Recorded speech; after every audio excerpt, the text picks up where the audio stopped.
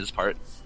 You could also say that when Richbrown kind of messed up his one punish, that he might have just got too tilted to actually play the matchup properly. Yeah, so, I can see that. But let's see. I remember the stages. It's I remember stage 1, but I remember stage 2 and 3 are both Dreamland, I think, or Dreamland Battlefield for Richbrown's counter picks. I know Game 3 was Dreamland. Game 2 was FD. Game 1, I think, was Battlefield. Oh, okay. Might have been Smash, but I'm pretty sure it was Battlefield. Close enough.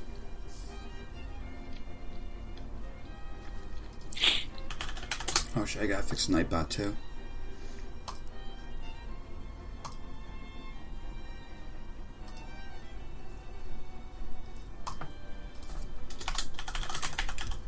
And we also need to watch, what's it called? Shuton versus Naira. I need to see that set.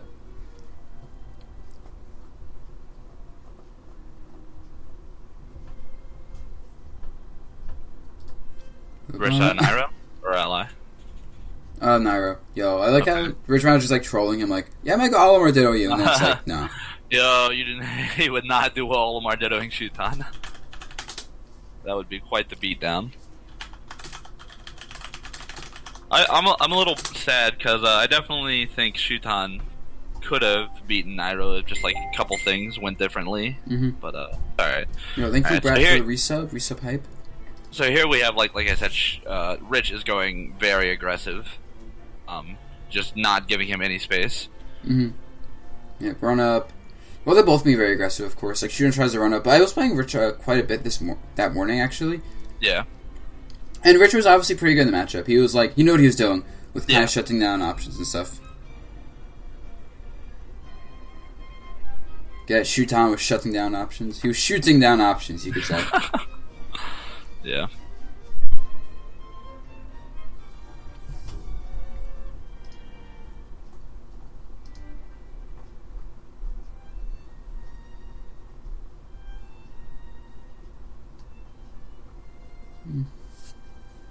I'm surprised how well Shuton's managed to keeping him out at some of these intervals when he's got 2 reds and a yellow or something like that. It's quite impressive to do that with that lineup. Yeah, I mean, you have to instilling that fear. Yeah, you have to definitely also wait for Mewtwo to do things like punish him for pressing buttons, because Mewtwo can't really press buttons too well versus Olimar. I feel like not if Olimar can position himself well. Yeah, the biggest thing you got to look out for is the Nair, because it's got almost no lag. So a lot of times they'll just approach it and then immediately double jump Nair away or something to kind of get you off of them. One thing I noticed, and I'm not sure I feel about it in this matchup, is when we dump Pikmin on Mewtwo, he can just use it to extend his Nair hitbox forever, and it's might not even be worth throwing Pikmin at him. That was super good by I think it is. It can help at times, because if he has Pikmin on him and he catches you in the Nair, it makes it easier to pop out of his Nair. It also makes it easier to hit in between the hitboxes of Nair. If you're fighting a Mewtwo and they Nair, you can up air right through it if you time it right. Oh yeah, it's hard to do, but yeah. Also, if you just get below his hitboxes in general, you can hit him. Because Nair doesn't have hitboxes below him at all. Okay. Yeah, throw the Pikmin, yeah. I feel like the Pikmin tosses aren't doing much, obviously, Yep. I like how Richbrown does forward airs, because you see Shuton's jumping at him. And Shuton's, kind of fishing for a kill now. And now Richbrown's playing super defensive. Yep. We're shooting fair. That was a bit aggressive, but, he's still alive somehow. Yep, up air. Yeah, she was going for down air. I noticed Richbrown used the times that Shuton's throwing Pikmin to just move in, and not necessarily punish Shuton for throwing a Pikmin, but get positioning while Shuton's throwing the Pikmin and kind of make the Pikmin toss not worth it. Since Mewtwo's so fast, you can just do that. Yeah, I can agree with that. I think, yeah, like you're saying, the Pikmin toss is good. You need to watch out doing it, though, but the issue is he needs a way to cycle through his Pikmin without doing a much more committal move, like forward air or something like that. So if he forward airs on shield, it's most likely not going to be safe unless it's spaced perfectly, and even then I think Mewtwo might be able to catch with the down tilt. And then, he can't clank with any of the aerials and anything like that. But, I mean, Shuton managed to adapt this game, so I'm interested to see exactly what it is that he does. I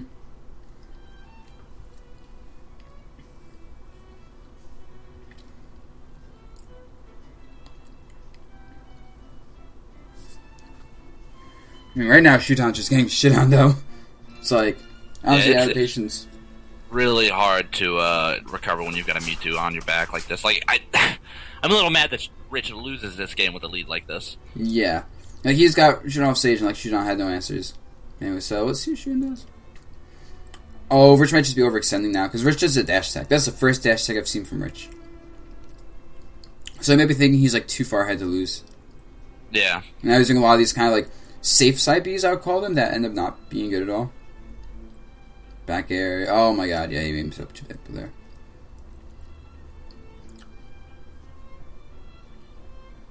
Yeah, Shuton keeps threatening, like, back air kills near the ledge, so he's just forcing Rich into those bad landings. Mm-hmm. Yeah, and Rich is not, like, willing to, like, take the risk with one because no forward airs and theirs to challenge. Ooh, that was good for the stool out of there, though.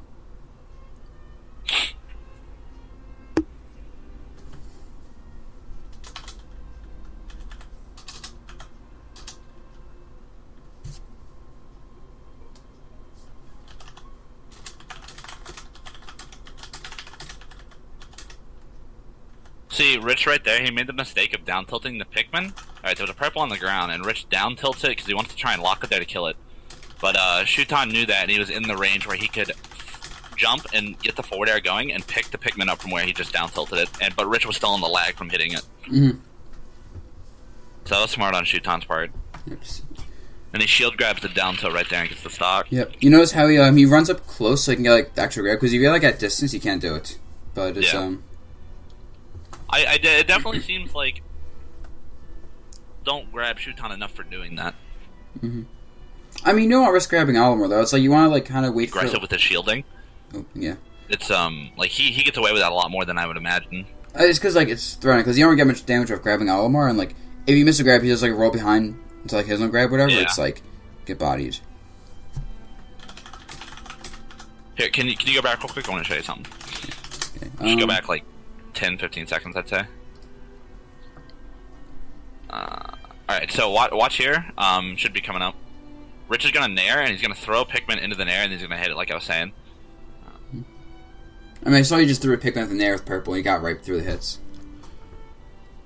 Like there? Yeah, okay, that makes sense. Yeah, he threw it, and then he used it to pretty much soak that hit and slow down his nair, which is what you want to do. Mm-hmm.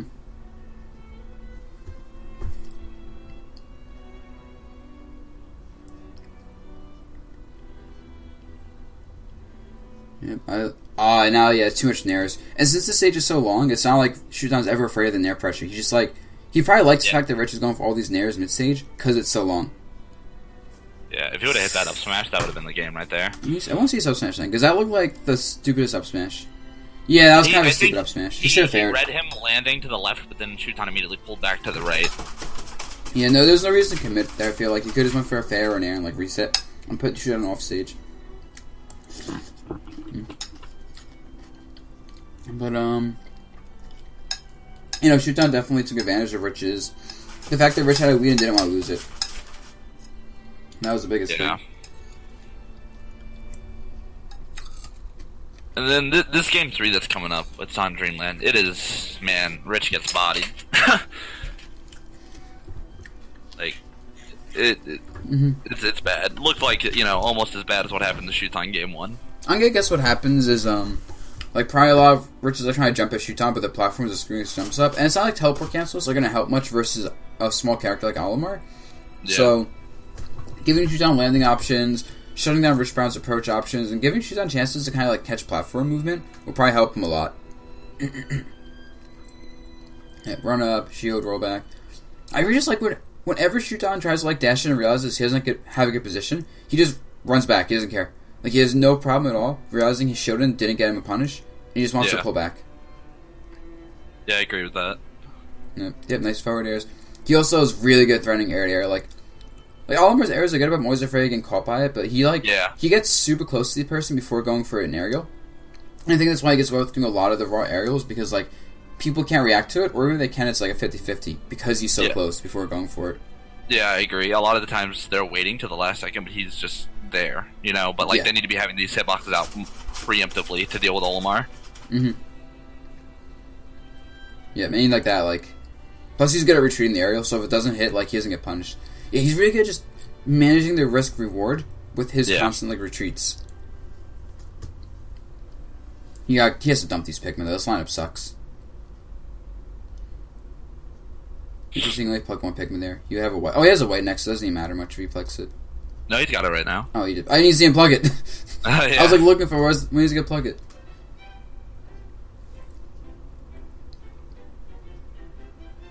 Roll out, yeah. So that was good.